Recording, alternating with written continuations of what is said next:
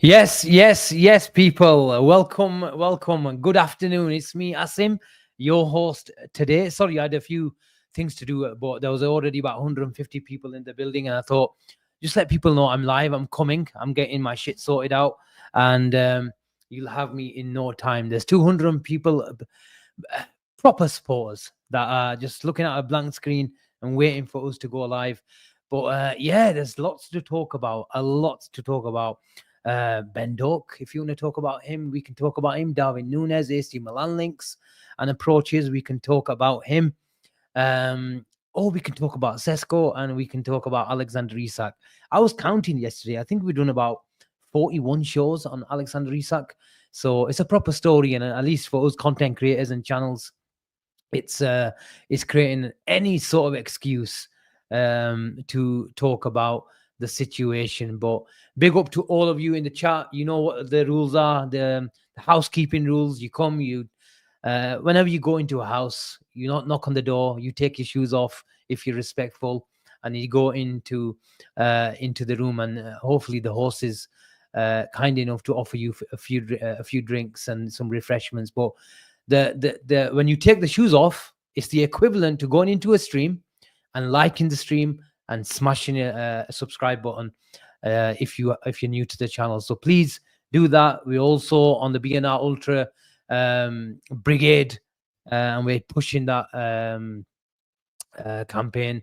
So please head over to that and show us your love and support when it comes to being an official YouTube member of the channel, which will make you exclusive, open to exclusive content from the content creators, me, Gene, and the rest of the gang over the next week or two. Yeah, you guys are asking about what happened with the Richard Hughes. I won't get too excited, but I'll tell you exactly what happened later on. But let's go, because I've not really been in touch with the news since last night. I had to have a bit of a catch up this morning as to what all the developments were last night. My phone was popping off during the games. David Ornstein, Craig Hope was on a flight and tweeting from 30,000 feet up in the air. So we've had some developments, and it was all built from our very own Avi that Tuesday is the big day. Tuesday is the D-Day for Alexander Isak. I beg to differ. I do know, and everyone knows, those two deals are linked. The moment we get some developments in regards to Benjamin Sesko, then we will hear some good news. I think there is a consensus, and let me tell you, when I was lucky enough to be in the media room yesterday, I don't want to mention names, but all the big journalists were there, all the big TV companies were there, and I can tell you that it was no secret in the media room yesterday that Alexander Isak is coming to Liverpool. That I was literally on the table, and people were walking past and meeting some friends and family and some ex-players of Liverpool, and they were approaching those, and obviously they were literally like 2 yards away from me. Even if you didn't want to hear them, you'd be struggling not to catch what they were saying. And I don't want to mention there's 2-3 reporters. Junior, who's in the chat, I think he will know who I'm on about. And every single person who met someone from the club, whether it was a journalist, if it was a journalist meeting someone from the club or an ex-player, and all they were talking about is Alexander Isak. He's off, isn't he? He's off, isn't he? The amount of times I heard that, and I could tell who they were talking about, and then they mentioned his name, and then they mentioned Sesko as well. But so we know the correlation between the two deals, and it is a general consensus amongst the footballing world and the people who are, lucky enough to get this news earlier than us, in theory, is there is a feeling and acceptance that this deal will happen. Whether it is dependent on the Sesko, I think it's only dependent on how long Isak will take to get to Liverpool. I think the Isak deal will only be delayed if Sesko doesn't go to Newcastle. Well, let's go to Sesko. David Ornstein, the brilliant David Ornstein, tweeted yesterday regarding an improved offer of around 80 million euros. So what is the game there? What is the ploy there? What is the situation there when it comes to Newcastle?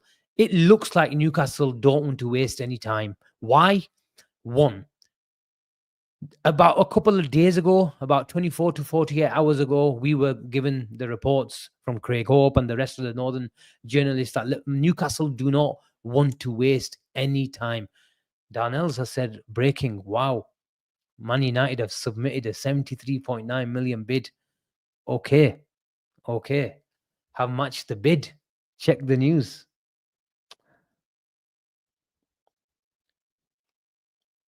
Who's reported that, people? Talk to me.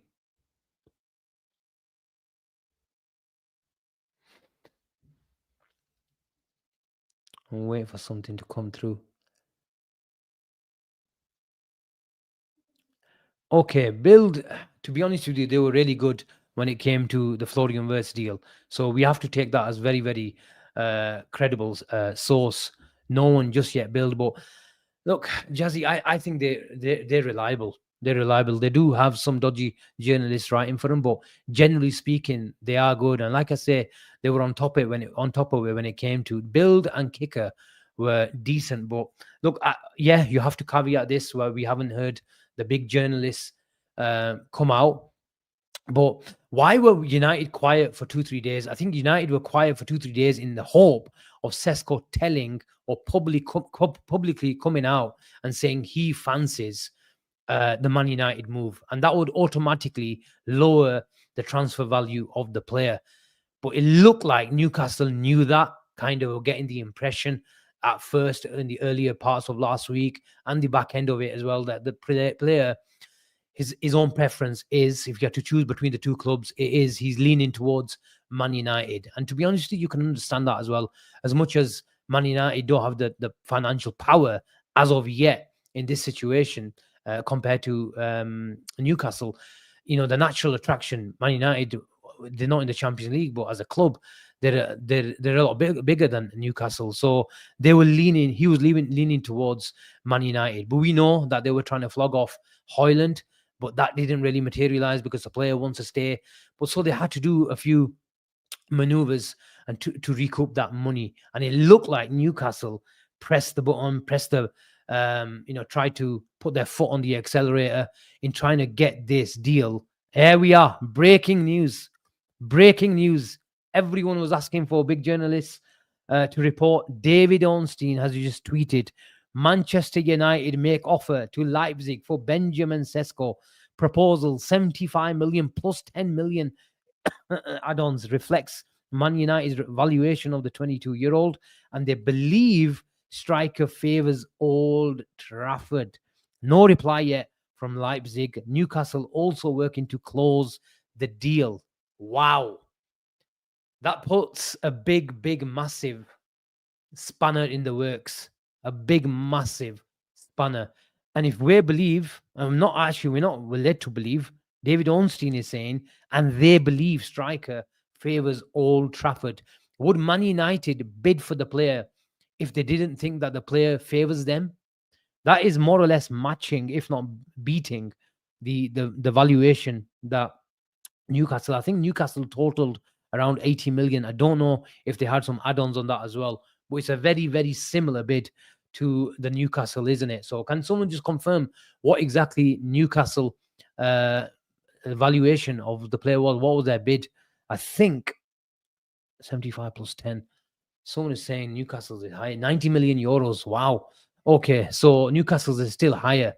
If it comes to the finances, and this is exactly what Leipzig wanted, and I think the news that was coming out that the player is open to both clubs, I think that news was coming from Leipzig. And why does it serve the interests of Leipzig is because this is what is materializing now, what's manifesting now with the situation of Man United tabling this huge offer for the player as well. And now effectively it's going to become a bidding war, and Leipzig are going to receive 10, 15, 20 million pounds more. So if the player, and if it's true, if the player is open to both, then where do this bidding war stop?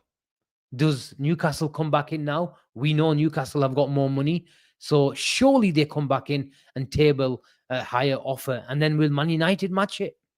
if it comes, if the player is open to both teams, I think Newcastle will still get the player over the line if he's open to both clubs. If he isn't, David Ornstein has just wrote in his tweet, Man United believe, not David Ornstein, Man United believes that the striker favours Old Trafford.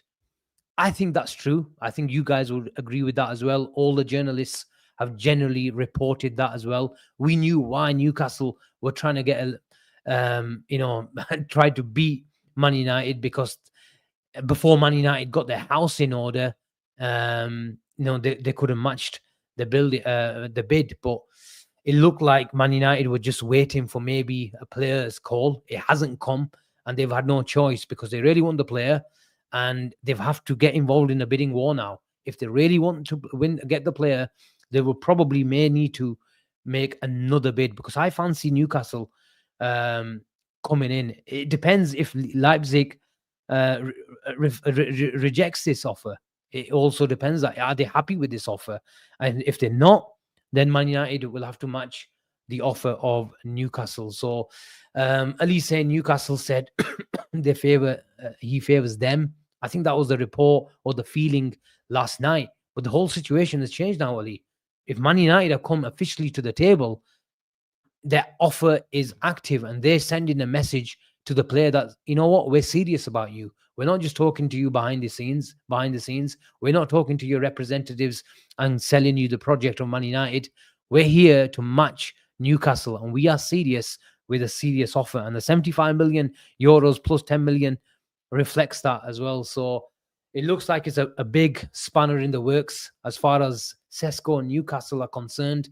Will Newcastle keep on pushing? I'll listen to Craig Hope's video on the way here, and he was saying, I can't stress enough the amount of information that I'm getting from my sources that Newcastle are working around the clock to get this deal over the line. But it looks like even Newcastle have been halted now because the official bid has come in. People are saying Fabrizio Romano has just tweeted, 1 minute, Man United submit formal bid for Sesko worth 85 million 85 million worth package, add-ons included.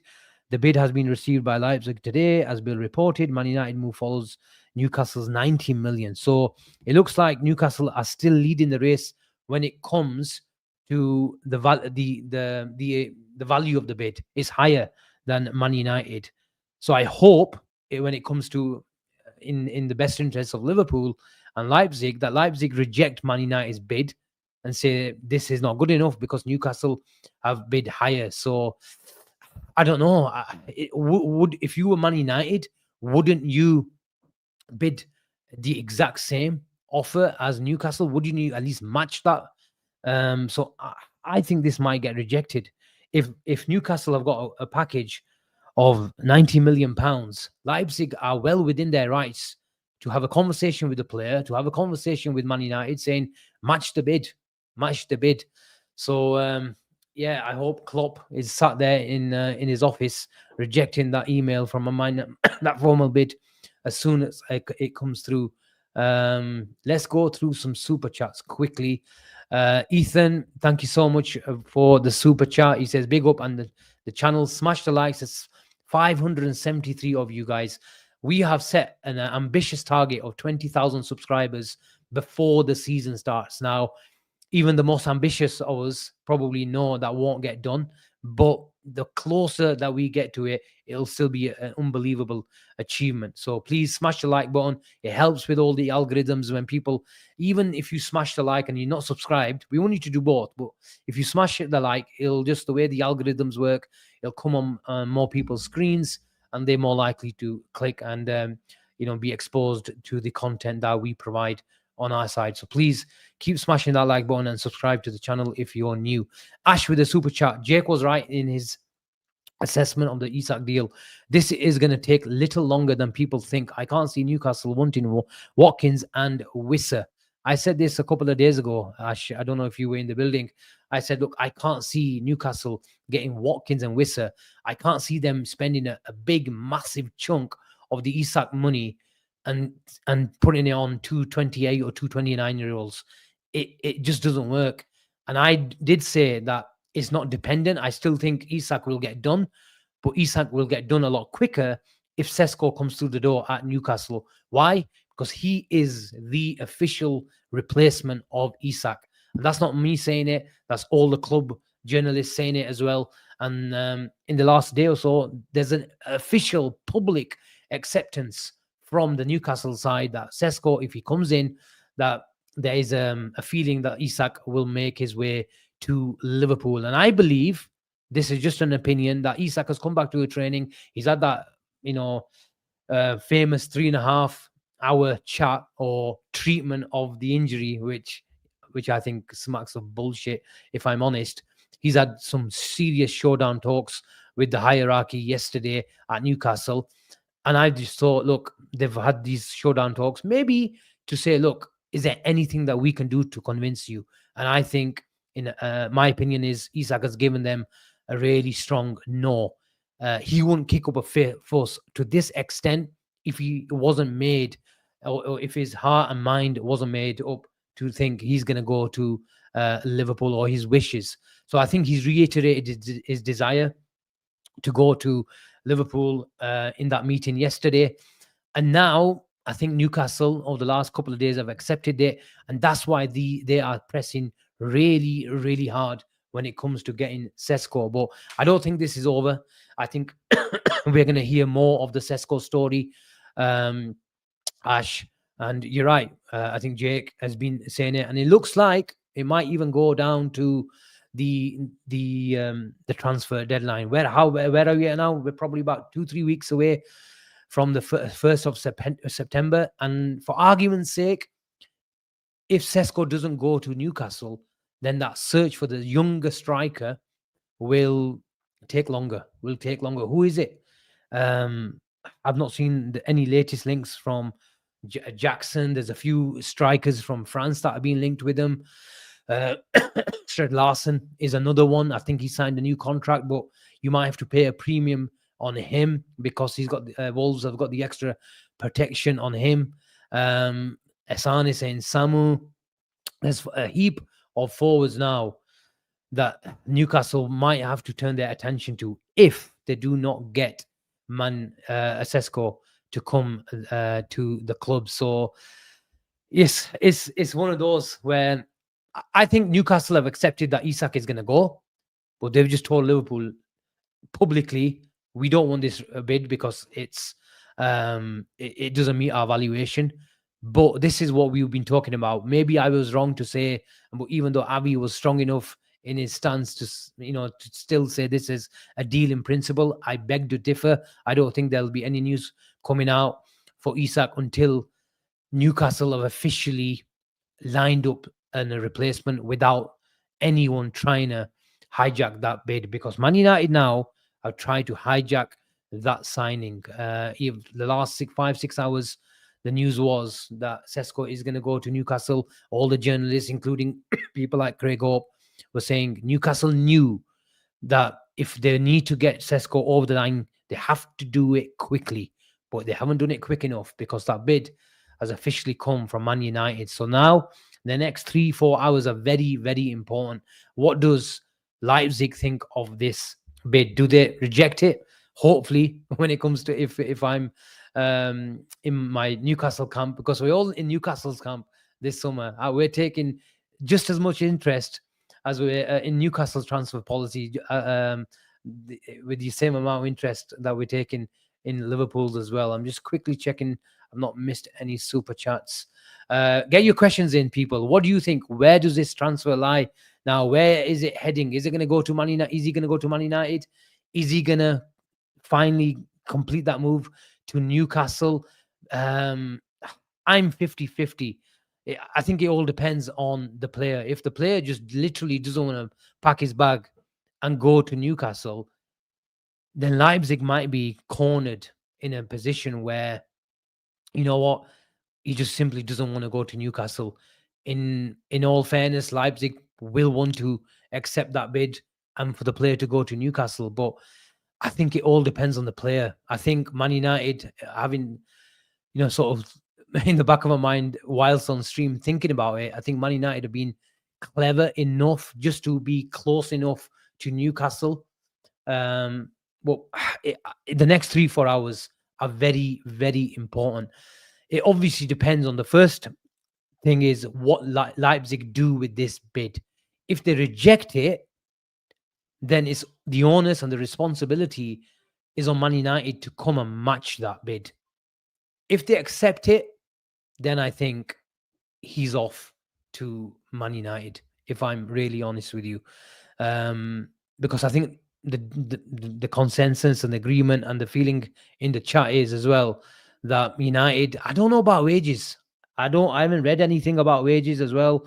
I think the general package might be the same if the add-ons, if the personal add-ons are non-achievable or achievable, depending on which side you're sat in, you might offer, a bit more or a bit less wages as well. Yeah, I don't know. I really don't know. This news has just broke, so I was coming on stream with a lot of hope that Newcastle in the next 24 hours could actually complete the move for Sesko. Agree the personal terms, agree the deal, and head over to.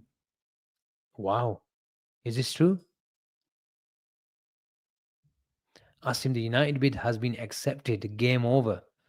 Anyone want to confirm that?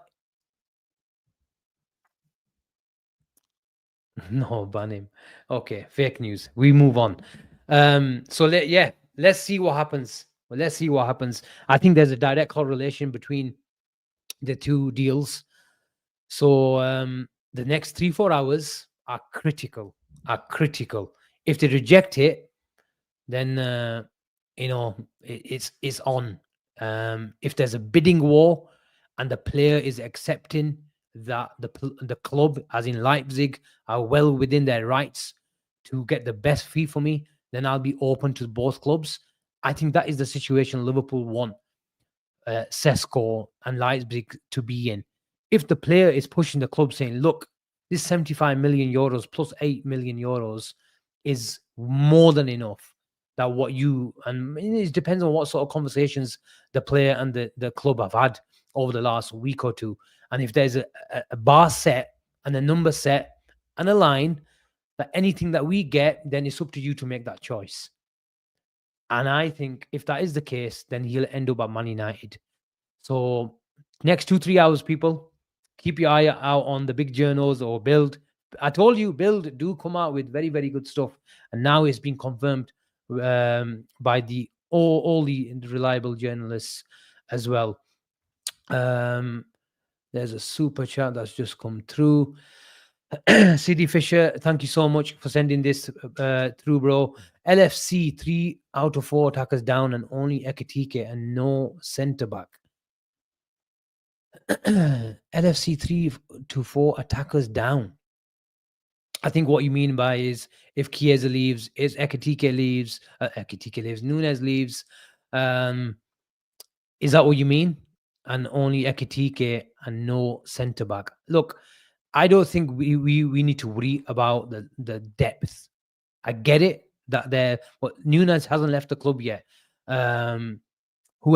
Chiesa hasn't left the club yet. They both played the game yesterday.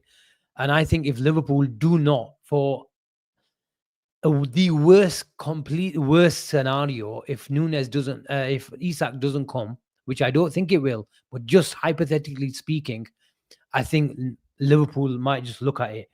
If they do let Nunez go, and that's a valid opinion, that the feeling is that the manager has lost complete trust in the player, then I still think Liverpool will get that player, get that striker in. Maybe a Rodrigo who's versatile across the attacking line and all that sort of stuff. So don't worry about the lack of depth in the Liverpool attacking line. We're not there yet. These guys haven't officially left the club. And the centre-back will be addressed. I think Liverpool are still fairly relaxed with the situation. They're very, very confident, in my opinion, that Alexander Isak will be a Liverpool player this summer. People asking me to check out the Craig Hope tweet. I only have Josh on Bell, because if I have all these guys on Bell, it'll be a nightmare. And so Man United make their move, as was suspected could be the case. Offer said to be slightly less than Newcastle package, but Benjamin Sesko's wishes will ultimately determine his future. Just what we've been talking about for the last 20 minutes. Either way, a resolution is sought today from Newcastle's perspective. Wow. So it looks like Newcastle, in my opinion, if I'm trying to, if only we were a fly on the wall in those meetings at St James's Park or wherever the Newcastle offices are. But I think what Newcastle are wanting is an answer either way in the next 24 to 48 hours. And according to Craig Hope's tweet, it's not even 24 to 48 hours. It's in the next 3 to 5 hours. That, okay, now the bids are in. Now it's up to the player to decide. So if it's up to Leipzig, I don't want to keep on going on about this. I've given you my thoughts. If it's up to Leipzig and they're happy with both bids, I think it'll end up at Man United. If they aren't, and if they're going to continue creating a bidding war, then the game is on for Newcastle, because I think Newcastle have got more money. But if the player's happy, then I won't be surprised. Someone like Craig Hope, and he's happy with Man United. And then in the next 2-3 hours, we see Newcastle have pulled out of the Benjamin Sesko deal. So yeah, keep your eyes peeled for that. I think there'll be more breaking news when it comes to Sesko in the next 2-3 hours. Let's go to the tweet regarding where is it? Darwin Nunez and the approach Darwin Nunez got from AC Milan. I'm gonna have to exclusive. Where is the Darwin Nunez? Bloody hell. He's been busy, hasn't he? If someone can pull out that tweet, that'd be good. There it is. That came from Sammy yesterday. He said, just after the initial approach from Vinny O'Connor, AC Milan have made an initial approach to Liverpool for Darwin Nunez. Milan are trying to sign him, and contact has now been made between the clubs. The Serie A side are yet to make an offer, and there are other interested clubs, including Al Hilal. Sami Mokbel came out after that, said Saudi Pro League emerging as possible destination for Liverpool striker Darwin Nunez. Al Hilal interested, other intermediaries working on other SPL solutions. So it looks like Al Hilal are not the only Saudi club that are interested in Darwin Nunez.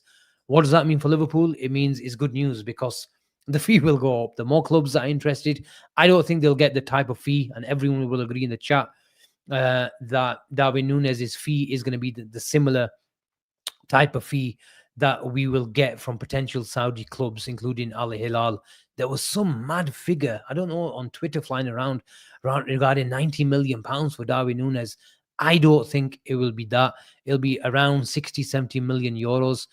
But caveat, if there is 3-4 Saudi clubs, and we know how the Arabs are alike with their wallets, and if pride and ego comes in the way, then you never know. Mitoma got a bid of £90 million in the January window, and although there is a more of a premium put on January window transfer windows, but you never know. You can never rule it out when it comes to Saudi clubs and money being dished around. So 90 million for Nunez, as Mark says, yeah, it'll be a massive lull. It'll be a profit. Darwin Nunez, after 3 years, a profit on the player will be an absolute mad. And those rumors and conspiracy theories about the relationship between PIF and FSG will only increase. So a lot of people, I know Mitoma's better than Nunez, but £90 million for Mitoma was still a lot of money. How old is Mitoma? Probably 28 now, maybe. So yeah, Gaz is in the chat. It looks like Gaz is giving up on Sesko to Man United, guys. Yeah. If Man United have put a bid in, there's two options. They're either trying to match Newcastle, or obviously they're effectively doing that anyway. But why have they come in? Have they got the assurances from the player that, you know what, You put a bid in, and I will go. I will come. And Man United have put a bid in, and they've sent an official message to the player and the camp. So I think, and most of the chat think, that he is up on his way to Man United. It looks like he's going to delay the Alexander Isak transfer to Liverpool, but we just have to be a bit more patient. People will say no, they're going to keep Isak now, but I just think Newcastle have privately moved on from Isak, and they will just crank up their workload in trying to get in a few more strikers. Obviously, Sesko was the ideal replacement, but I think they'll buy a few more strikers which are the right age profile compared to someone like Watkins and Wissa, both coming in at the club. A few asking you, Elliott update. What I would say about Elliott, I kept my eye on him when he was going around the pitch. I kept my eye on a few players: Darwin Nunez, Chiesa, and Harvey Elliott. I must admit, did have the feeling and the look of a player that is going to leave the club, where he purposely went around in 3-4 stands, plenty of kisses towards those stands, and a really big kiss and a touch to his heart and chest towards the cop. And he soaked it in. He soaked it in for a bit. He just literally didn't stand there, but it was a delayed effort. And he was stood there facing the cop for a good, 20, 30, 40 seconds. I didn't time it, but it was more than usual. So it was a feeling that this could be my last outing at Anfield. Obviously, I don't think there's something in the pipeline for Harvey Elliott, but I think there will be 2, 3, 4 clubs lined up in the next 2-3 weeks for Harvey Elliott. At the moment, Liverpool are prioritizing the 2-3 incomings that they're lining up themselves, and then I think you could see a good 3, 4, 5 players leave Liverpool in the back end of the transfer window, and it'll help them recoup and balance those books again to go once more, maybe in the January transfer window, but maybe I'm being just a bit greedy. And who are those clubs? There's talk of Leipzig, there's talk of Leverkusen, there's talk of West Ham, there's talk of Tottenham, there's talk of Newcastle as well. So maybe after we've completed the Isak deal, Newcastle, once they've officially got those strikers, because that's their priority, isn't it? Getting those strikers in, and then they can look at improving other departments on the pitch as well. So I think Harvey Elliott will not be short of interest. He's young, he's bright, he's hungry to prove himself as an established Premier League striker. Now I think 40 million pounds, although Avi didn't agree on numerous shows, I think that's a fair figure for someone who's English as well, who will play a part towards the English homegrown quarter as well. So 40 million pounds, I think, what Liverpool will be looking at for someone like him. But I think he needs to make that right decision, and he will be making and pondering that decision as well, because in my eyes, he will probably have 3-4 clubs in his ear, and he's probably thinking about which move is the best for me and my family. Excuse me. Questions about, we have been putting in a bit of a buyback and a sell on clause. It's been a bit of a common theme, isn't it? But I think it also depends on the buying club. If it's someone like Tottenham, if it's someone like Newcastle, Damien, I can't see a buyback or a sell on clause. I think it'll be a straight on sale. I'd be very surprised. If it's someone like a Leipzig, and maybe a sell-on clause, buyback clause at 65 million pounds or 60 million pounds, whatever it is, I can see it, but not from a Premier League club. I can't see it myself. Right. Where are we? Let me just check. Super chat. Thank you so much for sending this through. Elad 7181. Are we still in for a centre-back and a Fofana time going? It is time going. Is Rio going to be the 5th choice? Is Frimpong going to be the 6th choice? I think Liverpool are open to bring in another versatile attacker. There's no concrete links now, even though we saw some, heard some links with Fofana about a week or two ago, but there's nothing imminent, is what I understand.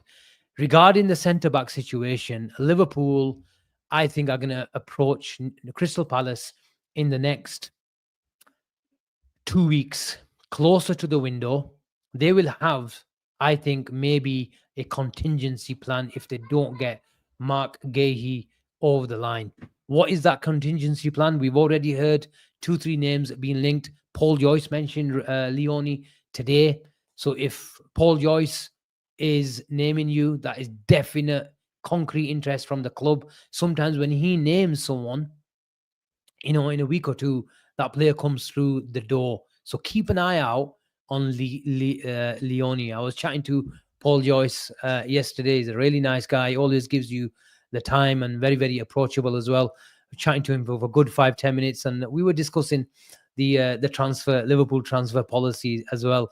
And but going by his article yesterday, or was it this morning, if he's name checking you, then I would definitely keep an eye out on those names. So centre back, in my opinion, I think we will go for Mark Gahey, but we won't pay £50 million for him. I can't see, even though I want Liverpool to pay £50 million for Mark Gahey, because I think where we're at now and what type of established player he is and Premier League proven, we've all talked about his qualities and leadership qualities as well. I would pay £50 million for Mark Gahey, no problem. Because I would ignore the fact that he's got 1 year left on his contract, because we're desperate for a centre back. And I would reluctantly accept he's the only, even though I tweeted a week ago that we need 2 centre backs, because of his versatility, where he can play right across the line. I think we could get away with it, especially if you use Endo as a 5th centre back. I would prefer Endo as a centre back more than someone like Andy Robertson as a centre back, because I think Endo reads the game better. He's played that position before for Liverpool and his country as well, and I think he's just a better centre back than Robertson. So I would reluctantly accept that for one more season. Maybe look at it again in January. Maybe bring that 18, 19-year-old at the back end of this summer, ideally. But obviously, if it isn't, then we look at it in January and next summer as well. We've talked about it. We can't get that Van Dijk replacement. Some people are saying Mark Gahey is the Van Dijk replacement. I don't know. I think the club have been looking at someone like a Huijsen to be the Van Dijk replacement. Someone like a Euro a couple of seasons ago as well. We lost out, didn't we? So I think they are looking at the 18, 19-year-old succession plan for someone like Van Dijk. But the desperate situation is we should get someone like Mark Gahey, because I don't think it can be someone like a Kwanzaa, where I know he lost the trust of the manager, but in terms of that profile, that development needs to be going. Because if Kanate wasn't injury prone, if Joe Gomez wasn't injury prone, then we could get away with letting someone go, like Kwanzaa, and bringing in another 18, 19-year-old. I would be disappointed with the fact that if Liverpool didn't get Mark Gahey and just bought an 18, 19-year-old in order to cover the both positions, because we do know that there's massive question mark, even though Kanate was well managed last season, and if it wasn't for Hendricks sitting on top of him, he would probably gone through the season without a big injury. But we have to judge it on the last 2-3 seasons with Kanate, and if we're honest, he will break down, if we're really honest, and especially if you want to really go deep in both competitions and win that number 21 and get that 7th European Cup as well. So I just don't see the Liverpool's depth in proper increasing quality if we just get an 18, 19-year-old coming in and just being a like-for-like replacement for Kwanzaa. And that was the pressure of Kwanzaa coming in, because the golfing class between a top-notch inform Kanate and Kwanzaa, even Kwanzaa, if he's on top form, the golfing class is not good enough, because on the ball, yes, he's decent, but as I mentioned yesterday, whenever you listen to this manager, all he talks about is players moving in different directions, being able to be adaptable in different positions, having the pace, and being able to duel. And that's where I think Kwanzaa, it's his limitations are really highlighted, because in duels, when he starts losing them, you can tell with his body language and his facial expressions as well that this young kid is under pressure. And I think he's probably done the right thing for his career, where he just goes out the limelight into a foreign league where there isn't all the scrutiny that it is at a club like Liverpool, and just get some playing time, establish yourself, develop as a player. And if you can become a good player, that's why Liverpool have protected themselves with a buyback clause. Okay, people, I'm going to leave it there. I've been live for 40 minutes. I'm going to head back to work now. As ever, if something breaks around 5-6 o'clock, we promise you we'll come back live again. And actually, if it's not me, I think it'll be Avi. If something breaks, the big Tuesday, Isak Tuesday, the D-Day, whatever he was terming it up as, for his sake, I hope something breaks. But if it does, then I'm retiring from the channel. And it was nice knowing you all. Smash a like and subscribe to the channel if you're new. Head over to the YouTube membership, become a BNR Ultra. I will maybe send you some more pictures. We've had a few updates in the studio as I was speaking on stream, and then we'll take it from there. If we don't come on 6 o'clock, we'll definitely be back at 10:30 today to break down all the day's events and news. But until then, take care, enjoy your afternoon, and we'll see you soon. Bye for now.